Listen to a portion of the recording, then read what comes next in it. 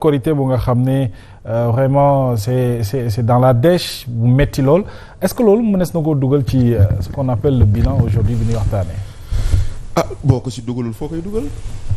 ah bilan la loolu. ah man daal man je ne fais pas de bilan moi je vais faire des constats ndaxte xam naa ni lu tax du ma def bilan benn Amadou Ba laa dégg mu ne bu ñu kenn xaar ci bilan te kenn du am ci benn ci 1 an kenn mënul am bilan ma nangul ko. mais bon boo tegul bilan yi war nga mun teg ay jalons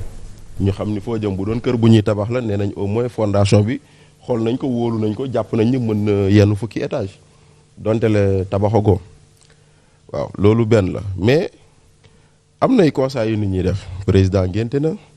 ministre takk na DG PCA takk na PCA Karim dugal leen ko ci bilan bi loolu moom mun leen ko bañ a dugal ci bilan bi. bu génnee foofu noonu leneen li man de franchement damay jël repère parce que lu ma wax ay constat lay def mais damay jël repère lu ñu président de la république waxoon bis buñ koy bañ ko tàkkalee suñuy lenge ba mu taxaw waat ba ñu jox ko honneur yi ba mu def discours à la nation bis boobu noonu président de la république moo jàkkaarloog sénégalais yi benn mu ne fonction présidentielle bii ñu ma jox dinaa waat naa ni dinaa ci taxaw nu mu waree dinaa ko def lu mu war dinaa jëmmal la fonction présidentielle nga dawal tuuti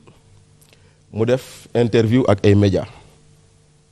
lan la waxoon ci interview bi ñu ne ko premier ministre dafa mel ni da yow siège bii nga toog day moom rek lay yuurndu mu ne ko naam kay naan bu mu ko yurnu na ko ne jàkk di ko xool ndaxte fii ma toog nii du ma kontaan mukk lu dul moom mu toog fii kon maanaam fii ma toog nii du ma kontaan mukk lu dul mu toog fii kon maanaam nous on a élu un président bi nga xam ne la fonction présidentielle ñu doon xaar mu jëmmal ko jëmmalu ko ci interview boobu noonu la waxee woon ni premier ministre ñaan naa ko njekk pour DPG bu mu waxoon da koy def ci mbedd mi yow yaa ko yilif mais yaa koy ñaan njekk ci interview boobu tamit non du si interview boobu noonu mu amaat beneen acte moo di ni ñu ñëw assemblée nationale régler règlement intérieur am ñuy xaar déclaration de politique générale mu jël décret xaatim signé ne premier ministre day dem defi déclaration de politique générale le 13 septembre le 12 septembre mu jàkkaarloog sénégalais mu ne tas na assemblée kon président moo signé moo weddi boppam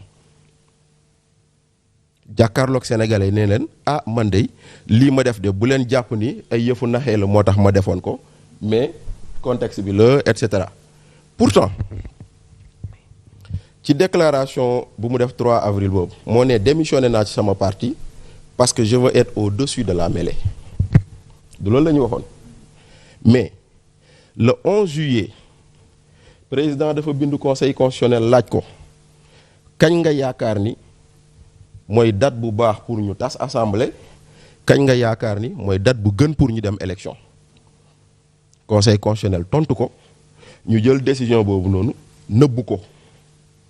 64 jours balaa ñu koy fësal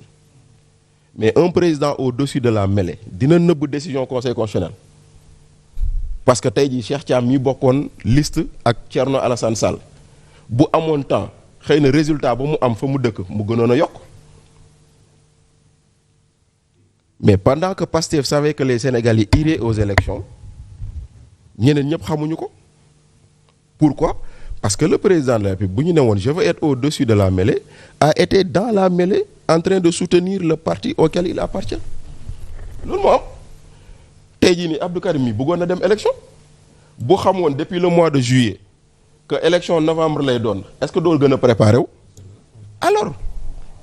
donc ça c'est des exemples concrets qui te montrent que nous avions eu un président de la République qui n'a pas respecté l'engagement bu mu jëloon devant les Sénégalais. Saboter les élections. waaw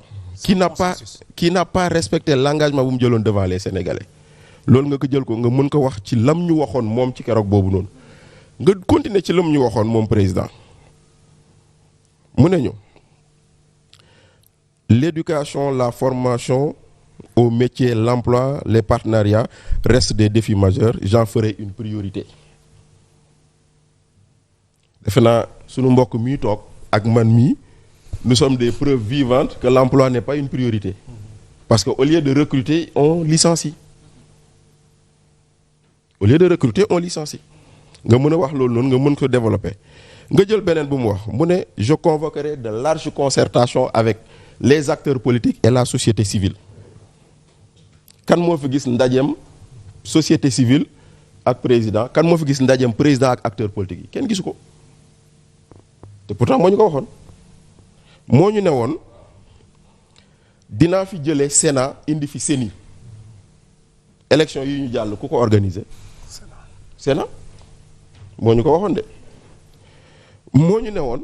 dinaa fexe ba xale bu am carte d'identité ñu inscrire la ci fichier électoral bi tey jii nii ubbi nañ inscription sur les listes électorales loolu ba tey amagul nga mën ko wax rationalisation du nombre de partis politiques tey la parti politique gën a bëri woote na fi ndajem assise de la justice man bañ koy woote fii laa toogoon may leen c'est des assises de la distraction ndaxte moo ne woon damay génn conseil supérieur de la magistrature de la magistrature ba ñu demee ba toll ci mu ne leen daal ñii d'accord nañ ñii d'accord ñu léegi bàyyee naa leen wax ji loolu ak waxeet bi Ablaye Wade lan moo leen wuutale. très bien benn soriwul de. pour dire quoi lan nga bëgg a wax Bachir. jógee ko foofu noonu. dinaa wàññi dooley procureur ñoo ko bind. gisuñu c'est pour dire que les constats quand je le fais moi je fais pas de bilan dama wax rek. oui bien sûr oui. les constats à la lumière de l'annonce de l'espoir que le président gis nañ ni lu bëri. loo xam ne lii nii dañ ñu ko waxoon ñu ko doon xaar gisuñu ko. très bien. voilà dafa bëri na loo xam ne dañ ñu ko doon xaar gisuñu ko. boo duggee ci mbay mi dañ koy wax di ko waxati c'est la pire campagne électorale xam nga agricole depuis 20 ans. maintenant nag am na annonce bu bees boo xam ne dañ koy rafetlu ceeb wàññeeku na. wala boog dina wàññeeku fii ak le 3 avril. ndaxte quand même la conjoncture mondiale am na effet. ci lu ñuy jënd daanaka la tonne de riz wàññeeku na au niveau mondial de presque 100 000 francs 109 000 francs. et loolu am na répercussion te gouvernement par exemple def ko dañ koy rafetlu mais bu jàllee loolu ah lu ma fi wax lépp ay constats yoo xam ne ñëpp a ko tegal na seen bopp. léegi crise économique bi ñuy dund cherté de la vie et surtout perte emploi. tey exemple nga ci.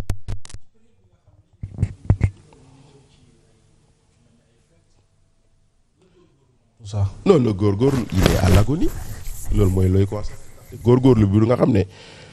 lu lay woon ni dëkk bi métti na c'est des personnes yoo xam ne d'habitude ñoo doon dimbale ñeneen ñoom ñoo nekk ci ay jafe-jafe donc c'est ça un peu l'élément et loolu noonu lenn moo la koy wan wala lenn moo ko indi c'est une chose toute simple maanaam on pouvait faire des réformes on pouvait disons nan laa ko mën a waxatee jubanti lu fi baaxul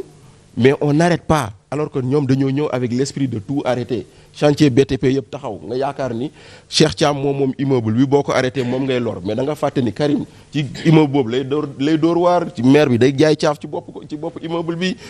borom charrette bi mooy yenu suuf si ñu koy fay keneen ak keneen noonu donc quand tu arrêtes le chantier tu arrêtes tout le monde et loolu moo ñu sonal donc il y a beaucoup de personnes déflatées malheureusement. oui.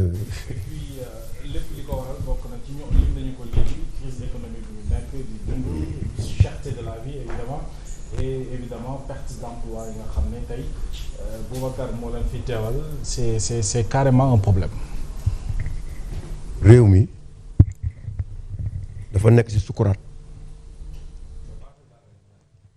te sukuraat bi ñëpp gis nañ ko mu mësuñu dund ci réew mi koor ak Korité bi ñu jëm mësuñu ko dund. man doxuma ba ma gis sénégalais yi ku jënd ceeb wala suukar wala tàndarma di ko distribuer gisuma ko man te léegi dañu toll ci réew mi yàqu na benn yàqute boo xamante ni ne léegi képp ku yàlla suturaal dootoo ko bëgg a wane tu préfères dund sa làqatu da nga daan gis nit ku yàlla jox teraanga ci teraanga bi muy def lu baax waaye léegi yóbbu nañ ci réew mi foo xamante ni léegi bu la yàlla sentee jox la teranga léegi tu préfères rester chez toi waaw léegi dañ ko déli la on est dans un pays où waratul am milliardaire waratul am millionnaire